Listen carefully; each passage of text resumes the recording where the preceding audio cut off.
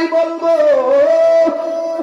আমার নবী বলে কবরের প্রথম রাত হলো ডান পাশের মাটি এক প্রান্তে যাবে, বাম পাশের মাটি এক প্রান্তে যাবে।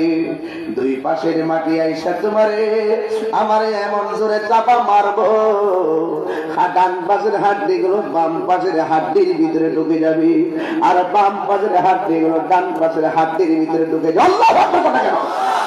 এটা সাধারণ কোনো খবর না। বাড়ির পাশে আগুন লাগলে মানুষ ফায়ার সার্ভিস আইনা আগুন নিভাইতে আসে।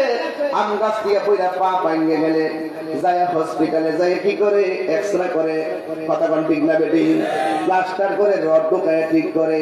আর কবরের ভিতরে গেলে প্রথম রাইতে আযাব তোমার এমন ভাবে হাড্ডিগুলা গুড়া বানাইয়া ফেলাইব,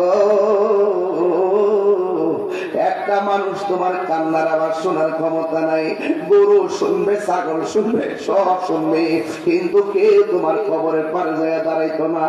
কেমন আছো খুদ এই কথা কেউ কইতো না, কারণ মানুষ দুনিয়ার টাকার ভাগ নিতে ব্যস্ত, কিন্তু কবরের কষ্টের ভাগ পৃথিবীর কেউ নেওয়ার কোন সুযোগ নাই। এই জন্য আমার নবী বলেন হাড্ডিগুলো ডান পাশের হাড্ডি বাম পাশে ঢুকে যাবে, বাম পাশের হাড্ডি ডান পাশে ঢুকে যাবে। এমন ভাবে কবরের ভিতরে যখন শুরু হয়ে যাবি বন্ধুরা রে আমার, শুধু তাই নয়, 2 নম্বর আযাব কোনটা জানেননি ভাই? প্রথম রাত্রে দ্বিতীয় নম্বর আযাবটা হলো এই কবরের ভিতরে জাহান্নামের হাওয়া ঢুকায় দেওয়া হবে। এই জাহান্নামের হাওয়ায় পড়ে সে বেকারার হয়ে যাবে।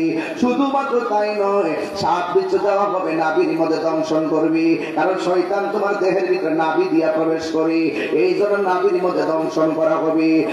পৃথিবীর মানুষ এমন ভাবে সারা জীবন কবরে পড়ে থাকবা, সুখে কিনা দুঃখে আছে কেউ খবর নিবে না রে, সুখে কিনা দুঃখে আছে কেউ খবর নিবে না।